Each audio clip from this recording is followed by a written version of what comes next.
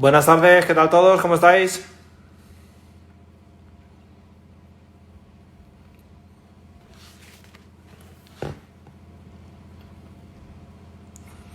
Buenas tardes, ¿cómo estáis? ¿Qué tal todo?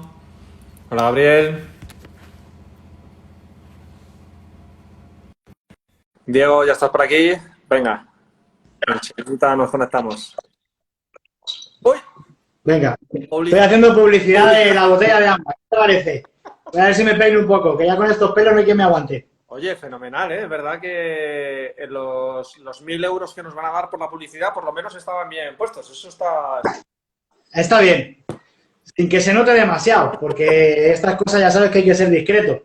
No, no, de hecho habría que hacer como en las series de televisión cuando iban a ver agua y hacían...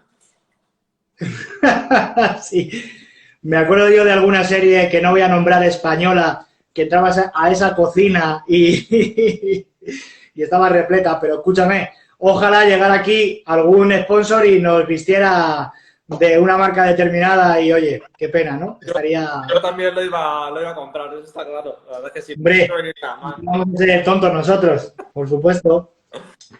Bueno, Bueno, qué bien, aquí estamos otra tarde, retomando los directos, a aportar un poquito, ¿no? De lo que sabemos y de nuestra experiencia.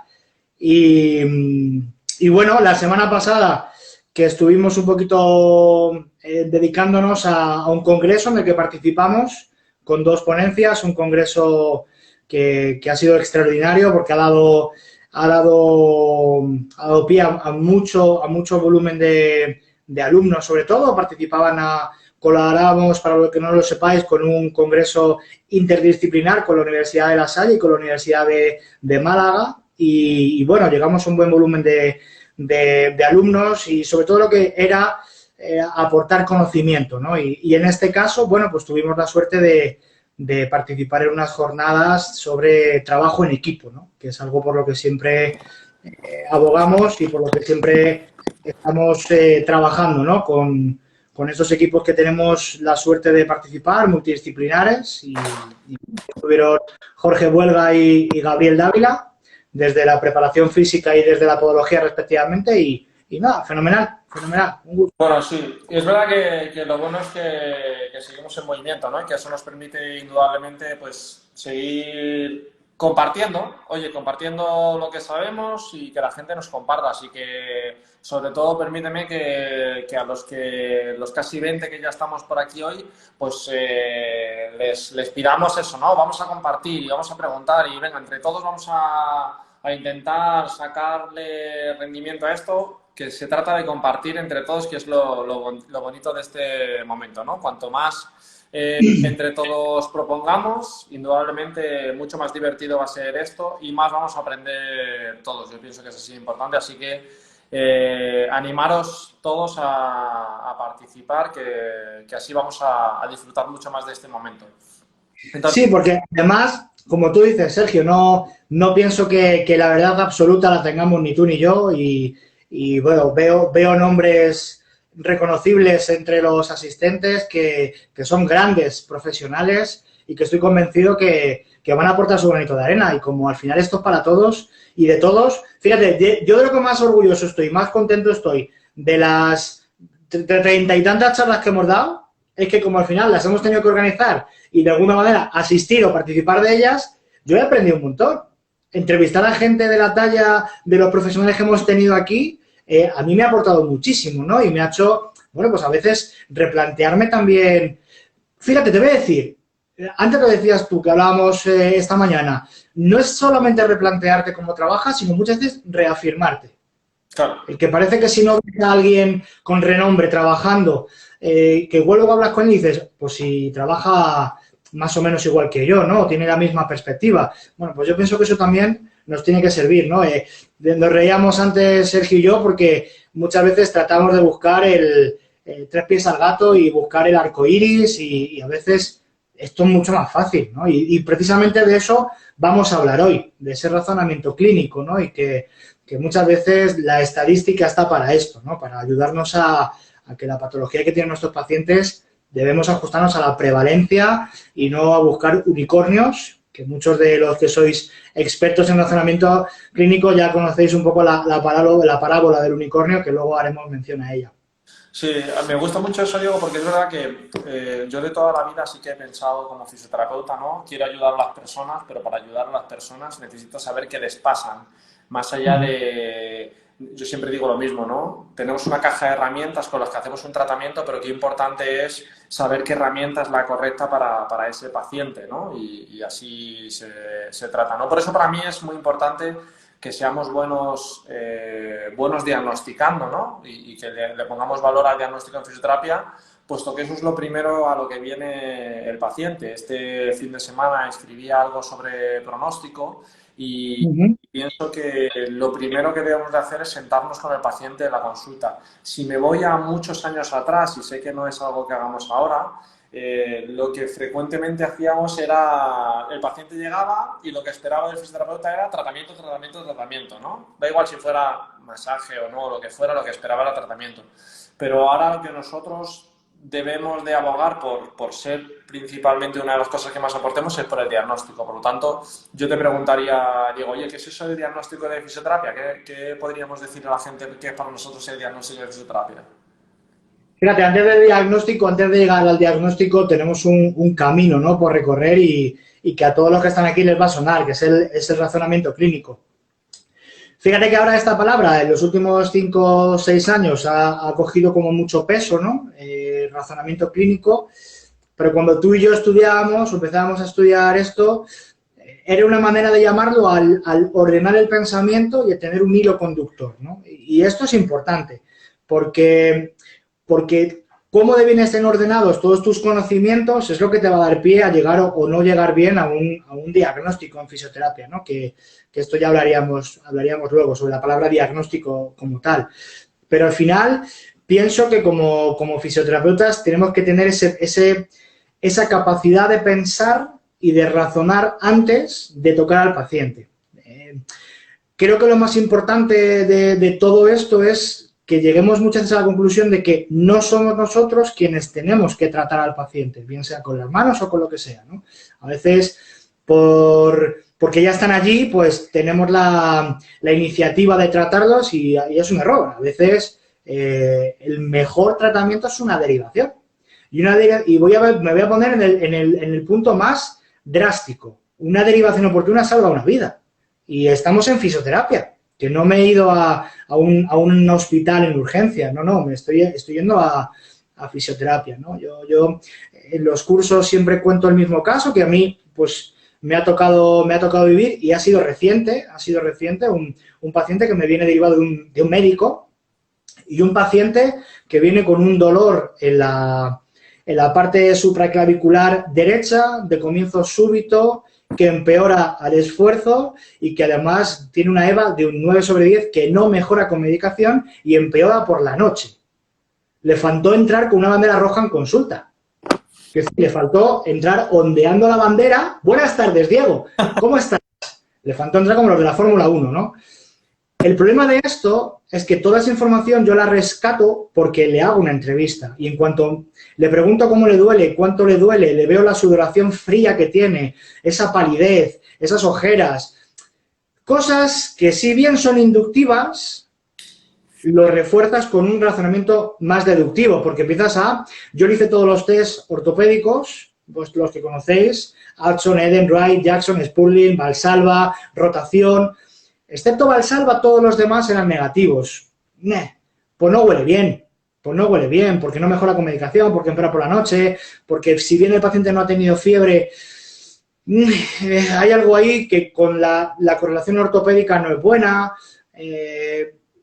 Entonces, a pesar de que venía de un médico, yo decido retornárselo a otro compañero médico que tuve la suerte de tener en consulta en ese momento. Y además le hago una derivación explicada y una derivación objetiva hacia el electrocardiograma.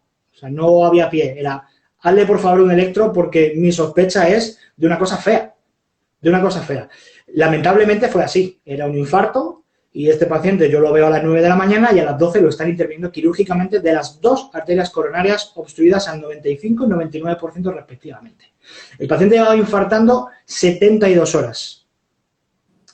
El problema de esto es que esto era cuando a él le debutan los síntomas, es un viernes por la mañana, que lo considera como algo normal porque era un paciente que yo veía a menudo por dolor cervical, por patologías, paciente con hábitos poco saludables, voy a decir, mejorables en la mayoría de los casos, pero que eso no me da pie a decir, va, otra vez que le duele el cuello, sino no, me paro y reevalúo la condición nueva porque es un nuevo estadio.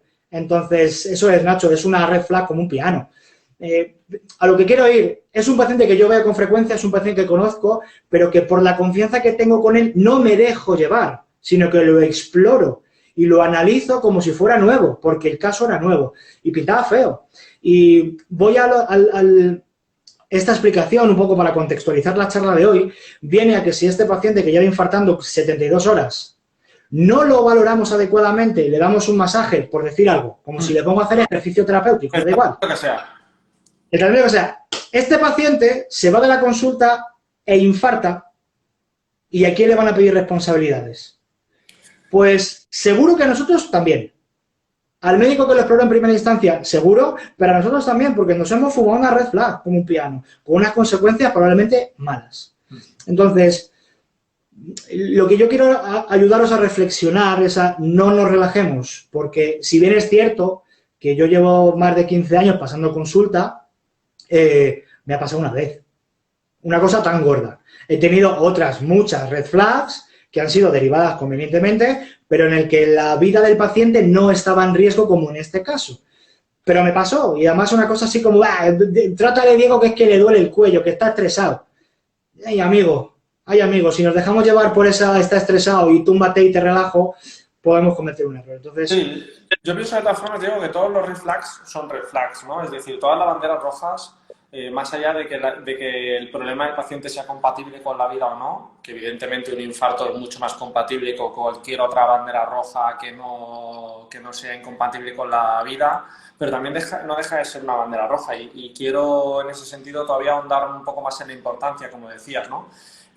A ver, nosotros también podemos ver perfectamente una persona que se ha torcido el tobillo y que posiblemente pudiera tener una afección ósea y voy a decir por las reglas de Ottawa, que es algo que nos obliga, ¿no? Porque ya hay alguien que ha escrito qué debemos de hacer frente a una persona que ha tenido una torsión de tobillo y las reglas de Ottawa nos dicen hacer una exploración de la estructura ósea, ¿no? No nos vamos a meter en detalle, pero ya nos dice si puede haber un red flag o no, que pueda ser una alteración ósea. Algo tan sencillo como eso, es posible que nosotros trabajemos el problema de ese paciente del tobillo, trabajemos estructuralmente esos ligamentos que se han podido extender o incluso sus tendones, podemos trabajar esas retracciones musculares, podemos trabajar la movilidad, pero ese paciente tendría una alteración en un hueso y evidentemente no podemos poner a ese paciente a andar y hacer fuerza así libremente. Quiero decir que incluso eso no es incompatible con la vida, pero yo, como dices,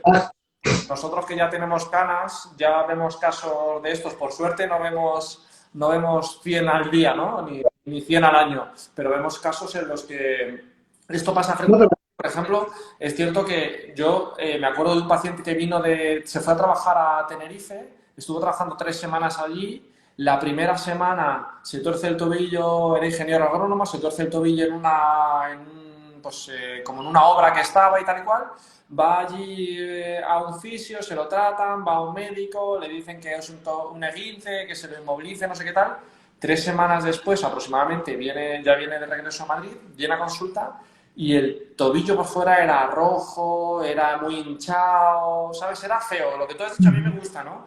Yo siempre pienso, me gusta mucha expresión que has utilizado antes, ¿no? Lo de feo es como las cosas huelen mal, las cosas no encajan. Siempre que no nos encaje, pues casi es mejor ponerse a las malas en esa posibilidad, es decir, razonar que puede haber siempre algo más, ¿no? Y yo te diría incluso, ¿no? Sé que estamos empezando a hablar, pero ¿qué consejos le daríamos? Porque yo por lo menos con mis estudiantes también lo hago. ¿Qué consejos le damos a los estudiantes y a todos los profesionales cuando, oye, entra un paciente por la puerta?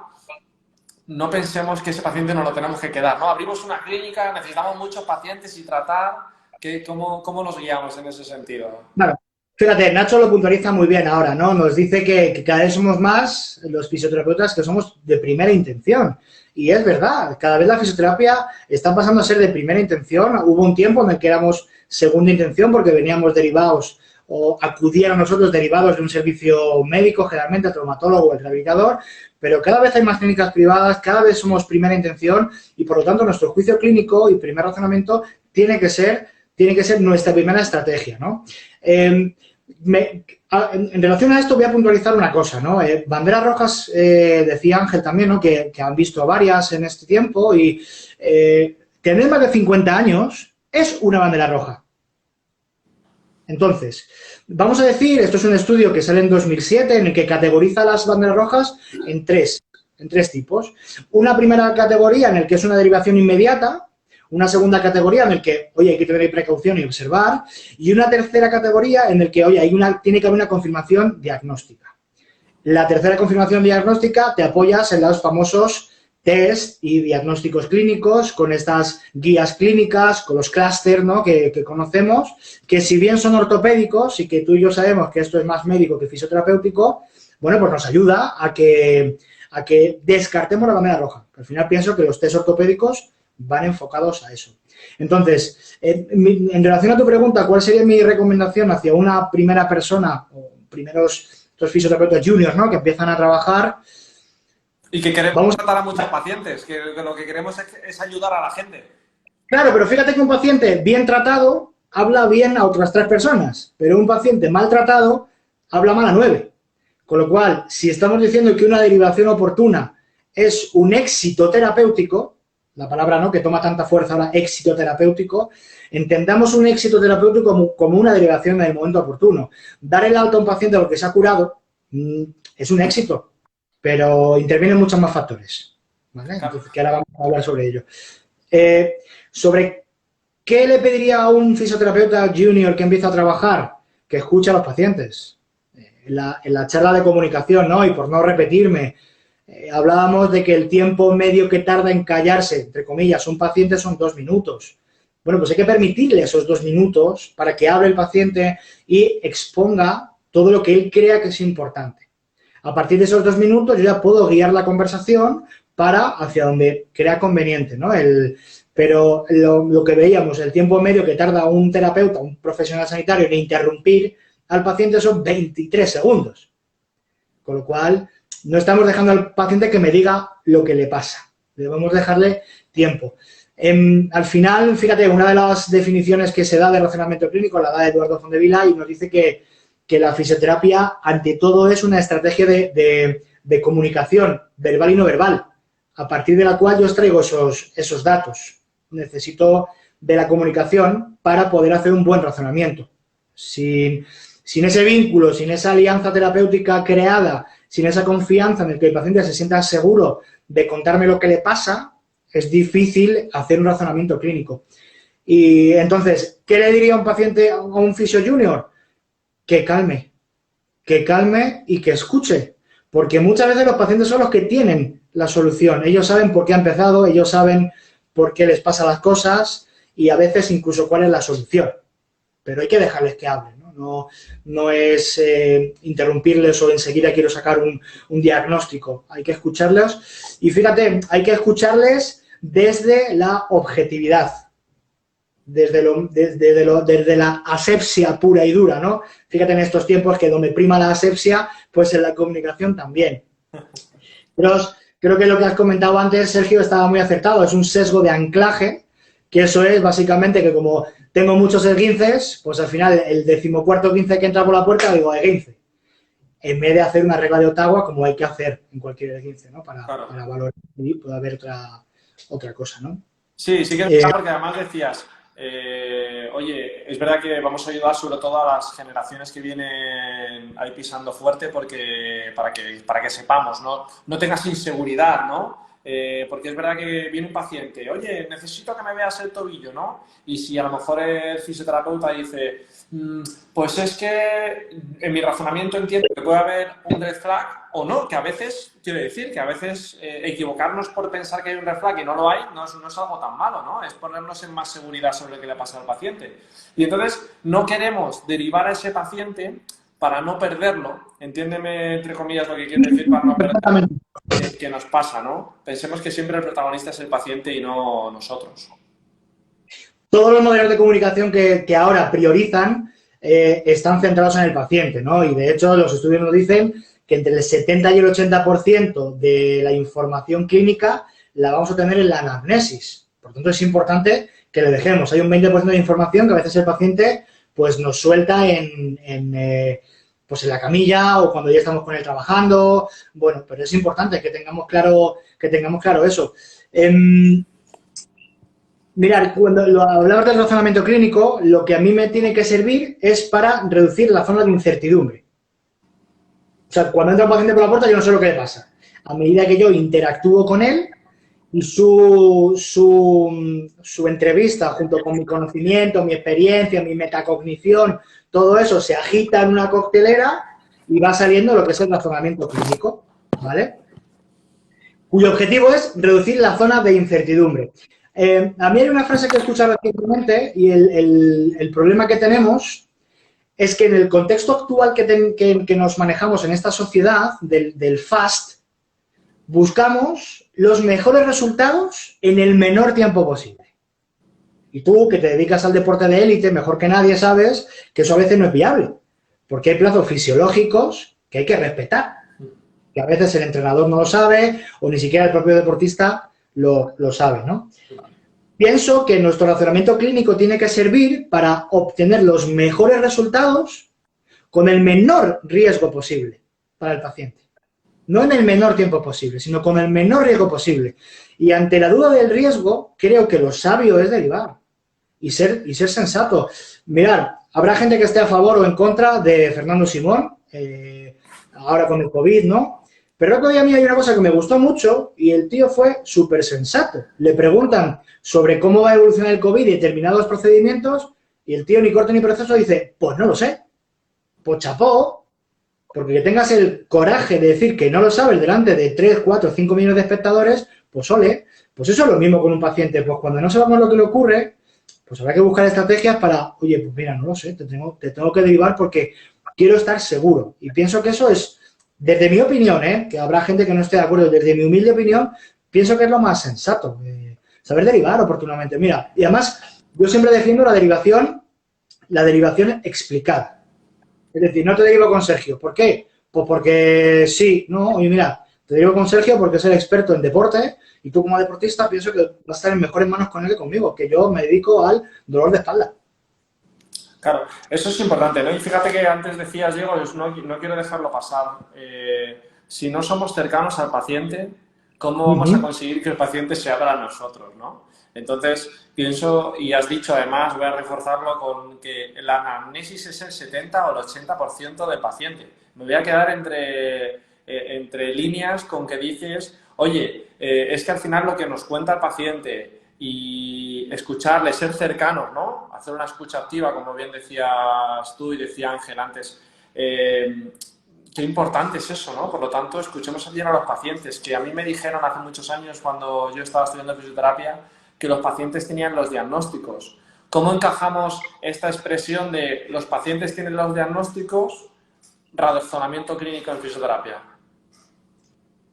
Dejándoles escuchar, o sea, dejándoles hablar y sobre todo vuelvo a insistir, ¿no? En lo que se conoce en razonamiento clínico como la fase de refinamiento, que esto es básicamente depurar el procedimiento o el proceso mental por el que, digamos, es como un embudo en el que se van filtrando los datos que me arroja mi paciente y a través de ese proceso, que se llama también, voy a decir, metacognición, que es como lo gordo, pero hay una fase de refinamiento de ordenar las cajas, ¿no? Tú antes decías que era como un trastero desordenado.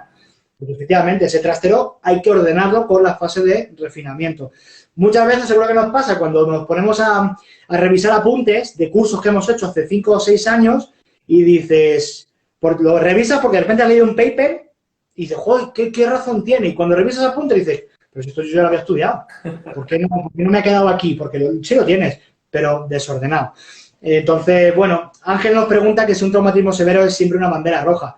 Pues depende de lo que conlleve ese traumatismo. Si hay una tumefacción, hay una deformación, hay una pérdida de conocimiento, hay una hemorragia, hay un hematoma, bueno, hay una serie de consideraciones. En qué contexto se produzca, si es un accidente de tráfico, es un evento deportivo, si es un paciente pediátrico o gerontológico. Bueno, hay más cosas, ¿no?, que entran en juego. En sí mismo un traumatismo severo, habría que ver qué es traumatismo severo, ¿no? Mira, te iba a comentar, hablabas antes de las banderas amarillas y de la necesidad de hablar con el paciente para ver cuántas banderas amarillas rodean a mi paciente, y porque a veces hay pacientes porque no se quieren curar, por el motivo que sea, y eso pues también hay que saber interpretarlo, porque hay indemnizaciones por ahí pendientes, porque hay juicios, porque están cobrando un subsidio, porque el hecho de estar malitos les exime de responsabilidades personales, sociales, familiares, etcétera. Bueno, pues eso hay que interpretarlo. Sobre todo, ¿por qué? Por no frustrarnos tampoco. Porque creo que eso es interesante. Luego, al final, acabamos quemados y pacientes o compañeros que se dedican a mutuas laborales o mutuas de accidentes, pues a veces lo vemos que sufren en ese sentido, ¿no? Porque los pacientes no mejoran, y a veces no es que no mejoren por nosotros, sino que, bueno, el contexto que rodea al paciente hace que su mejoría sea, pues, de otra manera, ¿no? ¿Por qué te cuento esto, Sergio? Por si me desvío un poco, me cuentas. Ahí me agitas y me paro. Hay un sesgo que a mí me gusta mucho siempre recordarlo, ¿no? Que es el sesgo que voy a buscar el nombre científico para que todo el mundo lo ubique, pero a mí me gusta llamarlo el sesgo del ombligo. ¿Vale? Ya sé por dónde vas, ya me imagino. ¿No? Académicamente se llama sesgo de supervivencia, pero a mí me gusta llamarlo el sesgo umbilical o sesgo del ombligo. Que esto es, ni más ni menos, que solo me acuerdo de los casos en los que he tenido éxito. ¿Vale? De los malos no me acuerdo, y eso es un problema, porque donde realmente aprendo a no meter la pata es en los malos, no en los buenos. Entonces, el sesgo del ombligo a mí personalmente me gusta mucho, y yo siempre lo comparo, me decía Sergio antes, de los junior y de los senior, y creo que muchas veces la virtud que tienen los junior es la capacidad y la paciencia que tienen de sentarse y escuchar al paciente. Porque a veces, cuando ya eres más senior, pues tienes más trabajo, tienes más historias en la cabeza. Y cuando eres más junior y estás bien colocado, las cosas como son, tienes ese sosiego y esa capacidad de escuchar a ese paciente que a lo mejor el senior no lo aguanta. Pero el junior, pues chico, pues tiene. Y a veces, con el paso del tiempo, el mismo paciente o mismo tipo de paciente conmigo no va mejorando, y no tiene que ver con que yo, que además ya soy más senior y he hecho más cursos, no es que no sepa más, sino que no tengo la capacidad de escucha ni de empatía, que muchas veces perdemos la empatía con el paciente, para poder extraer esa información. Por lo tanto, si no lo escucho ni tengo en cuenta sus expectativas, el paciente no va a mejorar, porque yo voy a mi peli y el paciente va a la suya, lógicamente. Entonces, estoy de acuerdo con eso, Diego, y además yo siempre diré, ¿no? Esto es una motivación para todos los profesionales, pero en especial para aquellos que están empezando, sobre todo, ¿no? Ellos tienen mucha capacidad de acercarse a muchos pacientes donde nosotros no llegamos. La razón fundamental es porque los pacientes suelen ser más cercanos con ellos, ¿no? Las expectativas que tienen con los fisioterapeutas suelen ser como, me tienes que mejorar, ¿no? Y con los pacientes que son, con los profesionales que son más junior, es como, bueno, pues, o con los estudiantes de prácticas, ¿no? Yo lo veo mucho en los estudiantes de prácticas, donde los pacientes se acercan mucho a ellos, oye, ¿qué tal estás? ¿Estás aprendiendo mucho? Y los pacientes se hacen más cercanos, ¿no? Yo siempre les digo a mis estudiantes, la cercanía que tú tienes con el paciente es algo en lo que yo tengo que trabajar para llegar. Inherentemente a que tú eres un estudiante, el paciente ya es más cercano a ti, y lo que hemos dicho antes, ¿no? Es imposible que nosotros podamos hacer un razonamiento clínico si no hacemos que el paciente se abra y entonces nos dé mucha información. Por eso, también una de las cosas que decías, Diego, antes, me ha gustado mucho que metas los Yellow Flag, sobre todo en esta sociedad del ser humano, ¿no?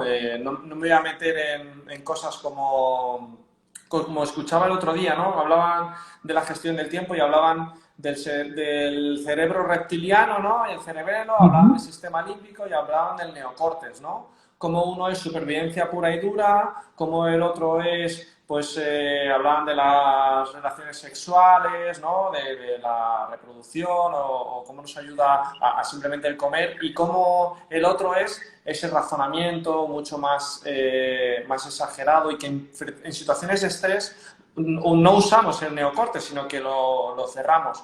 Y esto es una razón que yo quiero que, a ver si me lo puedes explicar tú bien, porque lo has dicho muy claro, ¿no? Es fácil etiquetar a algunos pacientes, hablamos, si nos vamos a una mutua de trabajo, como decías, tenemos un paciente que posiblemente no quiera mejorar para no trabajar, disfrutar de la baja laboral o lo que sea, ¿no? Estamos clasificando a gente donde, lógicamente, no deberíamos.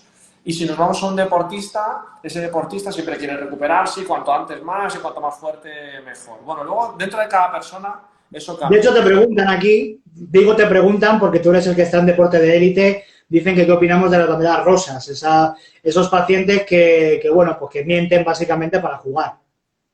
Sí, pues muy buena pregunta. Así es, ¿no? Es cierto que los pacientes en muchas ocasiones nos cuentan información conscientemente, voy a decir, para obtener tu validación profesional, estando engañados, lógicamente, porque nosotros no somos los que sentimos, lo que siente el paciente. Pero por otro lado te voy a decir, a mí, Diego, me ha pasado en consulta que he tenido pacientes de dolor crónico, pacientes donde tienen un trastorno psicosocial severo, más allá de su trastorno biológico, y estos presentan un yellow flag importante. Pacientes que, digo, no les subvenciona la rehabilitación una mutua de trabajo o un seguro privado, pacientes que se pagan, ¿no? ¿Cómo es posible que un paciente que paga una sesión también esté utilizando, como bien dice Alberto, esas banderas rosas o fácilmente veamos nosotros esas banderas amarillas, y entonces la gente no quiera mejorar o no sepa que lo que ocurre es que no quieren mejorar? Bueno, supongo que en este caso hay más intereses económicos por detrás, ¿no? Que pueda tener el de patrocinadores o pueda tener de otro tipo de intereses que lo obliguen a competir. Entonces, el riesgo de eso es lo que hablábamos antes.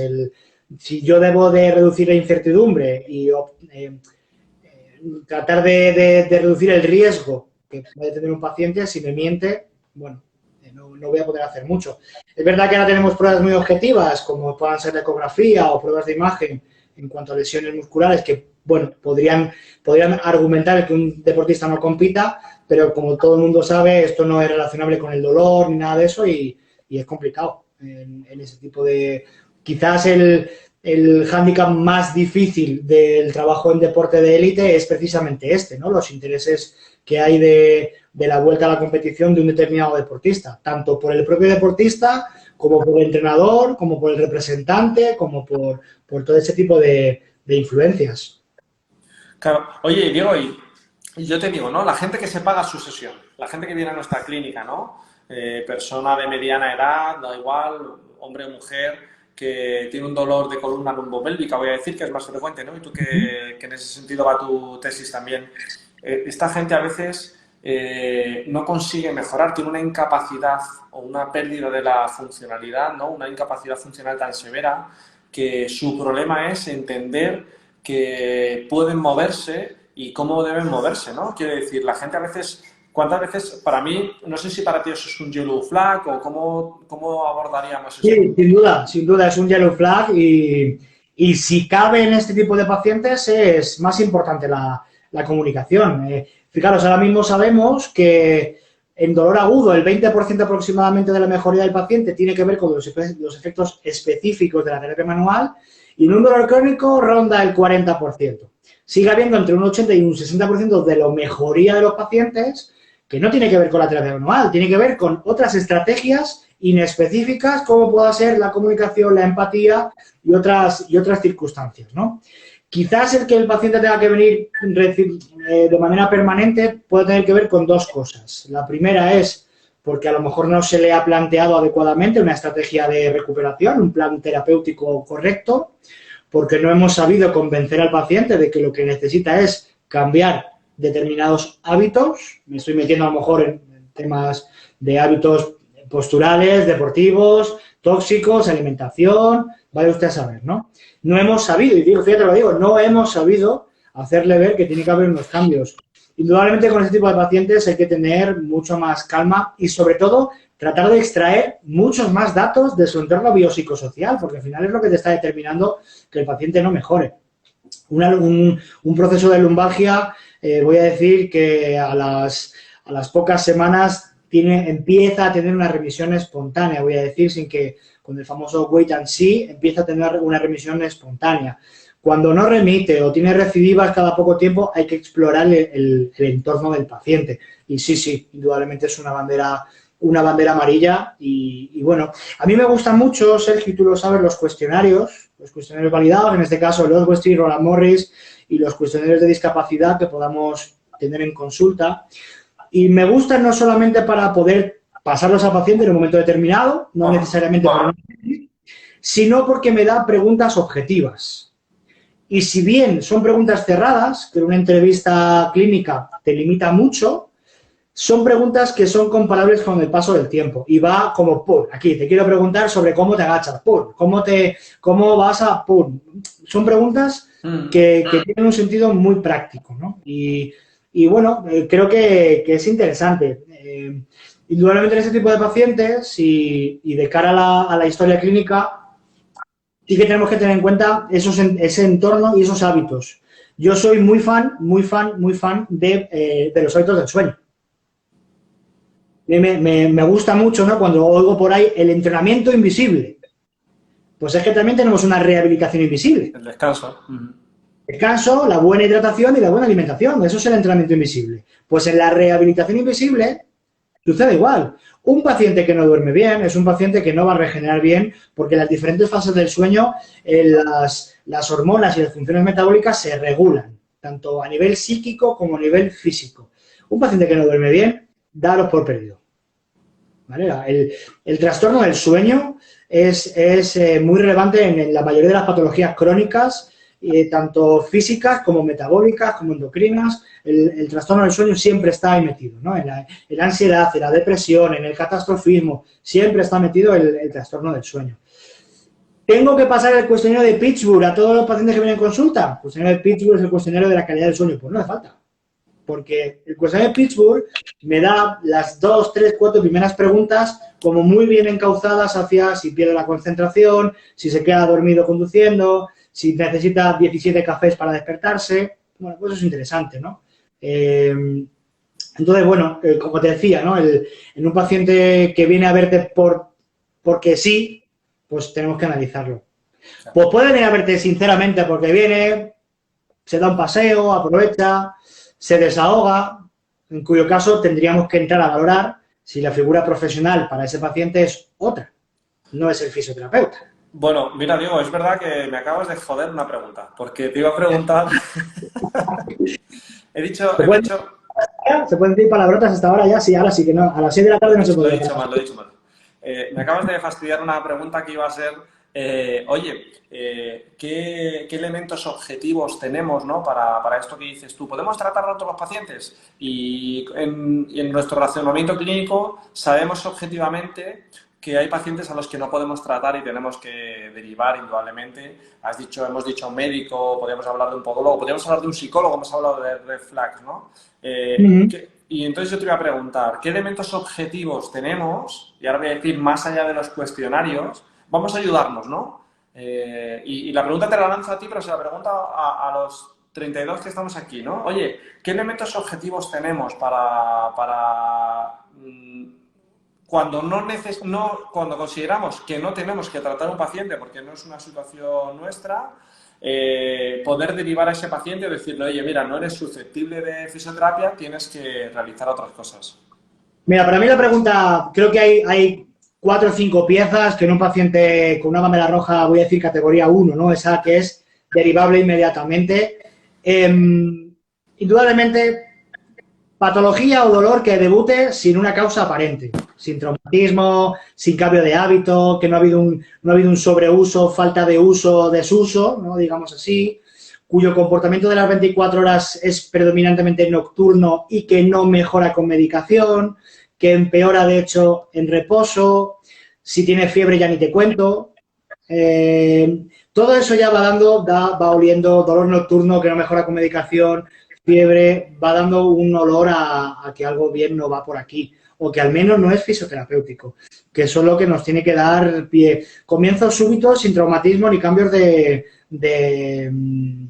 postura o cosas, cambios de hábito en el paciente. Por eso digo que muchas veces el paciente cuando nos habla y nos empieza, lo preguntamos, él mismo sabe, si, pues mira, Diego, yo es que pienso que como he cambiado de raqueta, pues por eso me ha empezado a doler el codo.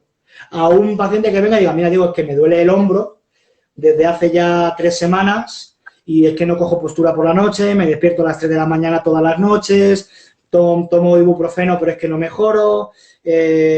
Bueno, pues son pistas que nos tienen que ir dando pie a que, sobre todo, que la mejoría en el largo del tiempo no vaya a mejor. Como digo, hay una mejoría propia del evento metabólico, del evento, patobiológico, voy a decir, que suele tender a la mejoría. Cuando es una bandera roja no suele suceder así, suele ir o se estanca o va a peor. Son cosas que nos tienen que dar un poco oye, esto no va bien, esto no va bien. Pero fijaros, no quiero que vayamos hacia lo inductivo, o sea, esto es claramente objetivo. Fiebre, dolor nocturno, no mejora con la medicación, empeora con el reposo, no hay un evento desencadenante claro. Hay 4 o 5 ítems que nos tiene que apuntar a que el dolor visceral es un dolor nocturno, de predominio nocturno y además que coincide siempre a la misma hora. Por lo tanto, cualquier evento que siempre suceda a la misma hora nos tiene que oler también a raro. El ciclo circadiano. Correcto, eso es. Eso es. Cuando es un dolor tipo on-off, que me muevo, me duele, me paro, no me duele, pues tiene pinta de mecánico.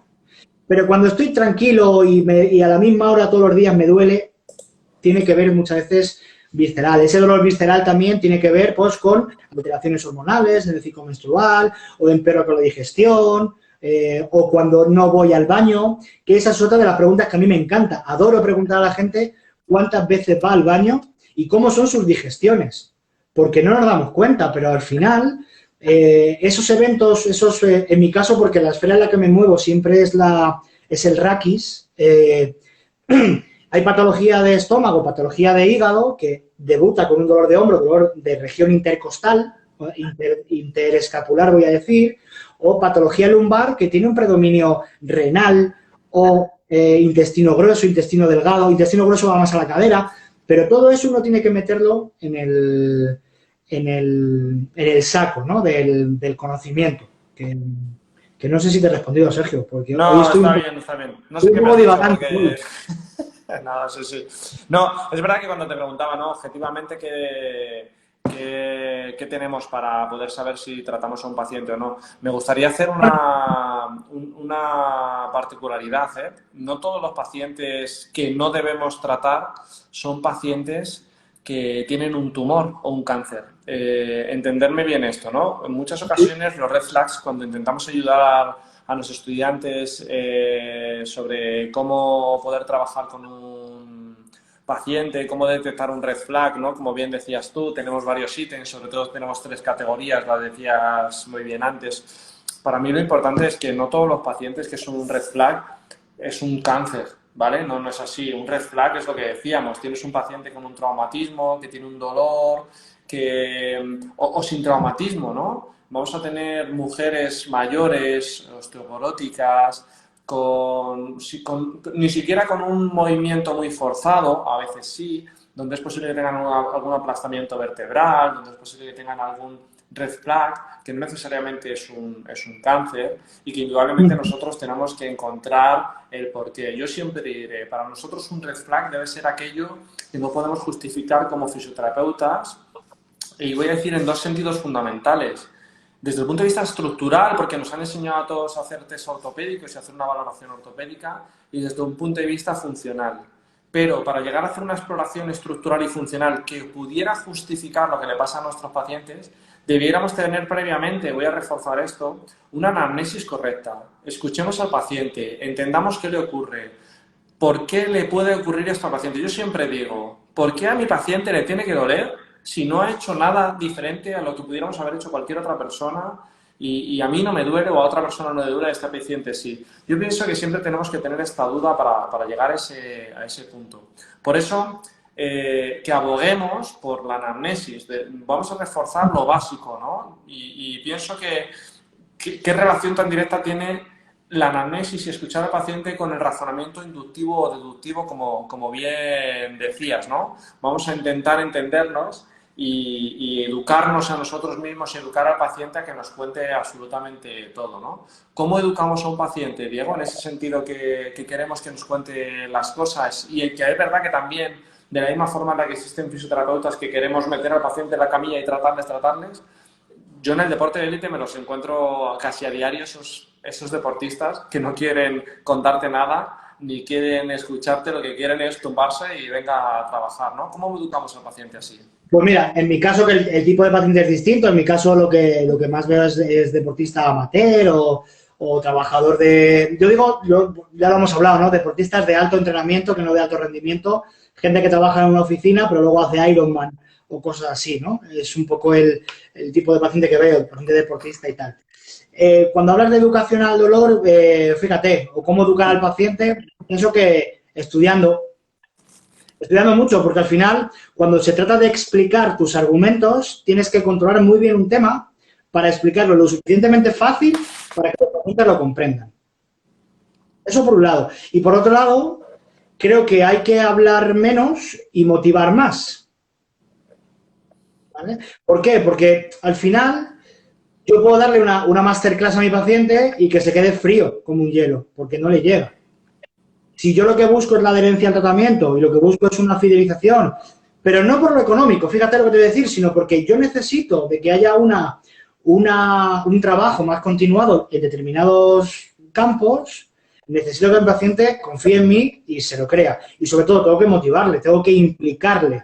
Ahí está un poco la diferencia, ¿no? En esa capacidad de transmitir y que el tío te lo compre. Digamos que pues vamos a por ello, ¿no?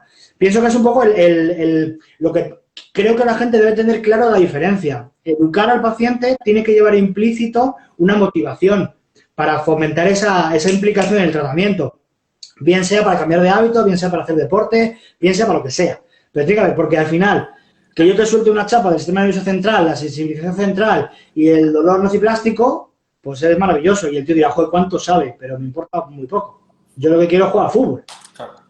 Entonces, oye, y Diego, ahora que has dicho eso, ¿no? Donde juegas, has hablado de la sensibilización central, con lo que me gusta en ese sentido. Los fisioterapeutas fundamentalmente nos formamos en técnicas, ¿no? Bueno, yo me acuerdo en mis primeras formaciones de posgrado y todos eran técnicas, ¿no? ¿Y qué esperaba yo? Aprender técnicas para al día siguiente utilizarlas sobre el paciente, ¿no?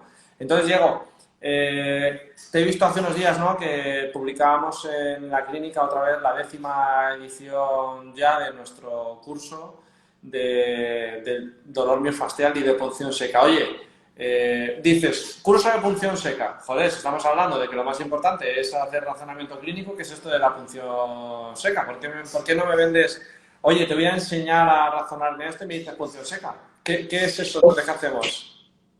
Fíjate, en nuestro curso de punción seca lo que enseñamos es a no pinchar.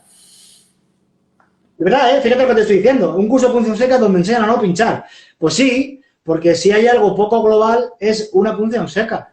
Porque pincho un punto. Y si esa punción seca no entra dentro de un buen razonamiento y de un buen algoritmo de decisiones, la punción seca no hace otra cosa que convertirnos en pinchones, en pinchadores de puntos, y eso no va a ningún lado, porque eso en el momento que el paciente sale por la puerta, pues empieza otra vez el bucle de rellenar la burbuja de la patología, ¿no? Vamos a decir.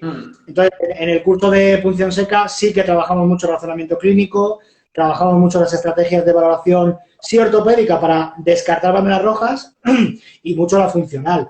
¿Por qué? Porque al final muchas veces el déficit de movimiento es lo que lleva a las alteraciones musculoesqueléticas. Hay otras muchas que también llevan, ¿no? Pero en el curso, como te digo, trabajamos sobre todo la parte de razonamiento y de cuando de verdad es necesaria una punción seca y sobre todo qué hacer más después, porque si no, no tiene sentido.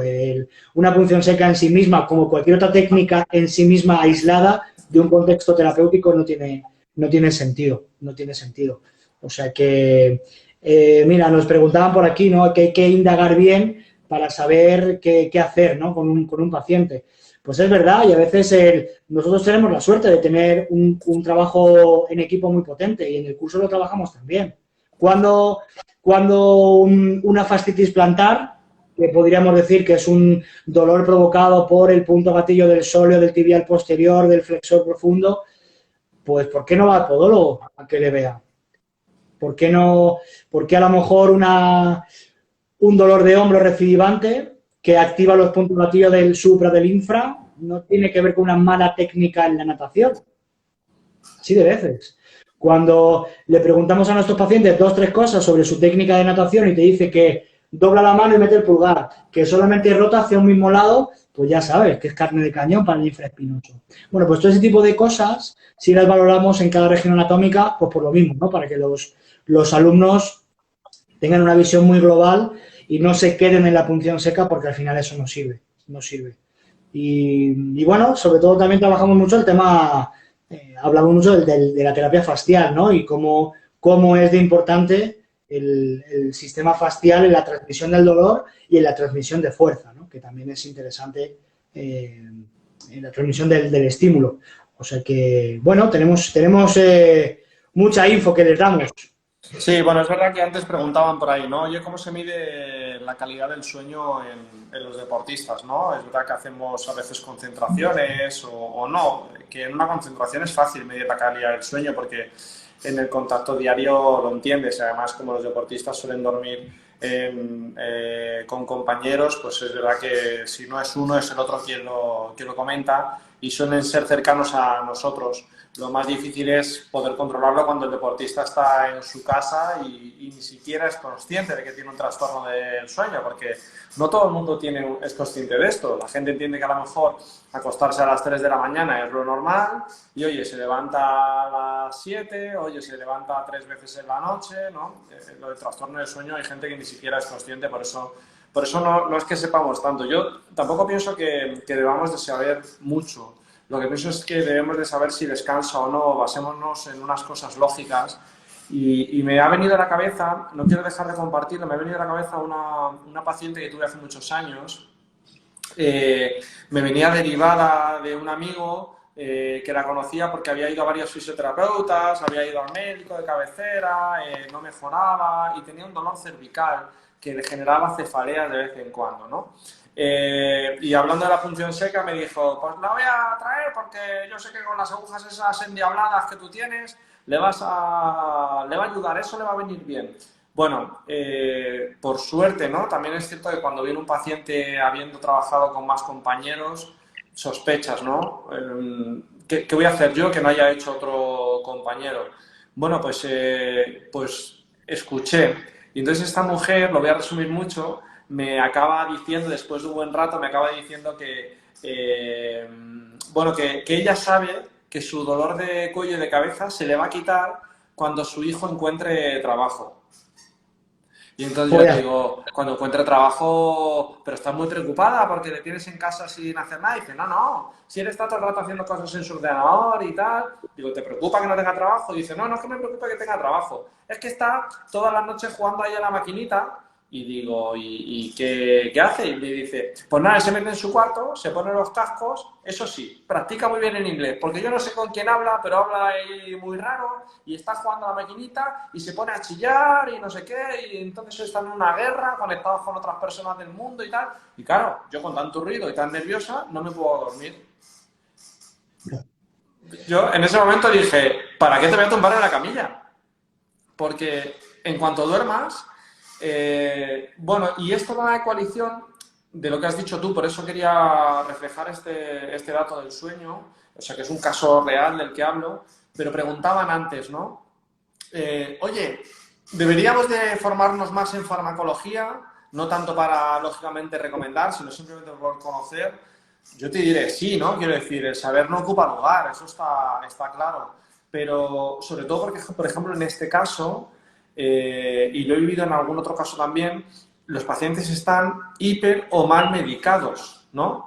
¿Por qué? No porque ellos sean tontos ni porque los médicos lo hayan hecho mal, sino porque a veces el paciente acude a un médico de cabecera, acude a un médico de traumatólogo, por ejemplo, ¿no? Acude a diferentes médicos, no hay nadie que sea su gestor de salud a partir del cual pueda centralizarse todo lo que tiene ese paciente, toda esa medicación o todos esos abordajes que se están haciendo sobre este paciente para sesgar un poco unos u otros, para decidir cuáles sí y cuáles no, porque si no nos hipermedicamos o nos malmedicamos, ¿no? Entonces es verdad que por eso, ¿qué figura, ¿no? Diego, es tan importante el gestor de la salud y los fisioterapeutas como gestor de la salud en esto del razonamiento clínico también, ¿no? Indudablemente como pieza para la derivación. Como bien dices, ¿no? El conocimiento no ocupa lugar y la farmacología en ese sentido pienso que sabemos poco los fisioterapeutas, porque siempre hemos como rechazado la farmacología, ¿no? Siempre la hemos rehusado y cuánto de necesaria es en estos estadios tan agudos que necesitamos farmacología a tope para minimizar los efectos secundarios de una inflamación, de un deterioro de un nervio, del tejido, en fin. Luego es verdad que hay como mucha controversia, ¿no? Pero es cierto que muchas veces el mal uso, como tú dices, asociado a un mal sueño, asociado a una mala alimentación, pues eso es lo que genera un cóctel que no es porque la medicación no funcione muchas veces, sino simplemente si no descansas y tu alimentación es X, hablaban antes de PNI, bueno, pues la PNI defiende unos argumentos, ¿no?, sobre la alimentación y bueno, que en parte pues tiene razón, ¿no? Debemos apostar más por modificar hábitos, que eso es lo que va a hacer que nuestra regeneración de tejido sea óptima, por un buen descanso, esa rehabilitación silenciosa, ¿no?, que decíamos antes, ¿no? Y todo esto va dentro del marco de las banderas amarillas, que estábamos diciendo, para ayudar a un paciente con Yellow Flags. ¿Todo esto hay que saberlo? Pues a lo mejor no hay que ser experto de todo, pero si yo sé 2 o 3 ítems para valorar el sueño, 2 o 3 ítems para valorar su alimentación, que ojo, somos fisioterapeutas, que no podemos poner dietas. Cuidado con eso. Entramos en la delgada línea de las competencias profesionales y entonces no seamos extrusistas. Que los fisios nos quejamos del intrusismo, pero el extrusismo también existe y esto es poner dietas, poner entrenamientos. Bueno, ahí hay una delgada línea que no voy a abrir ahora porque nos queda un minuto y no es el momento, ¿vale? Pero bueno, pero sí es cierto, hay que saber interpretar toda la información, es lo que decía antes del embudo y el filtro. Pues si yo sé que entrena mal porque hace maratones y solo corre, pues es normal que le da la cadera. Si no hace fuerza, si no hace flexibilidad, si no hace movilidad lumbopélvica, si no tiene una buena disociación, si solo corre, al final se desgasta. Si no hace, bueno, pues ese tipo de cosas, ¿no? Es interesante en los pacientes. Y en esta paciente que comentas, pues estoy convencido que en el momento que su hijo se vaya de casa, aunque no encuentre trabajo, va a dormir mejor y va a mejorar todo. Seguro, mejoró, por suerte mejoró. Oye, Diego, bueno, pues mira, como han pasado 5 minutos ya, o al menos a mí se me han hecho así, simplemente, oye, ¿por qué no damos unos pequeños tips, ¿no? ¿Qué tips se nos ocurren acerca del razonamiento clínico como fisioterapeutas y por qué no todo paciente que entra en nuestra consulta es susceptible de fisioterapia? Bueno, porque pienso que hay que hablar menos y escuchar más, hay que dar menos órdenes y hay que motivar más y sobre todo tener los ojos muy abiertos, que aunque sea el mismo paciente que viene a vernos varias veces, tenemos que estar siempre muy alerta. ¿Todas las pacientes que me entran por la puerta son banderas rojas? No. O sea, yo te podría decir, con una bandera roja de las que hay que vigilar, sí que está estudiado y es en torno a un 1%, que está bien, pero son banderas rojas. Como te decía antes, tener 50 años es una bandera roja. Haber tenido infección es una bandera roja. Bueno, pues es relevante, hay que estudiarlas. Pero sobre todo, formarse y estudiar y escuchar a los pacientes, de verdad. Y tener un hilo conductor. Maitland, pues Maitland. Osteopatía. Terapia manual. La que os dé la gana. pero tener un hilo conductor. ¿Por qué? Porque ese hilo conductor me va a dar la llave para llevar siempre el mismo camino. Y de esta manera no se me va a olvidar ninguna pregunta.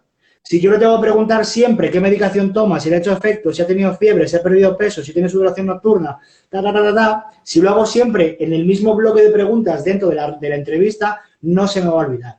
Si cada vez que hago una entrevista voy saltando, pues lo que va a suceder es que no tengo un hilo conductor, me voy a saltar alguna pregunta interesante y puedo tener una mala praxis. Bueno, Diego, oye, pues millones de gracias, de verdad, porque desde luego que es bastante interesante. Mandaros un saludo a todos. Recordad que esto está grabado en nuestra página web y podéis visitarlo siempre que queráis.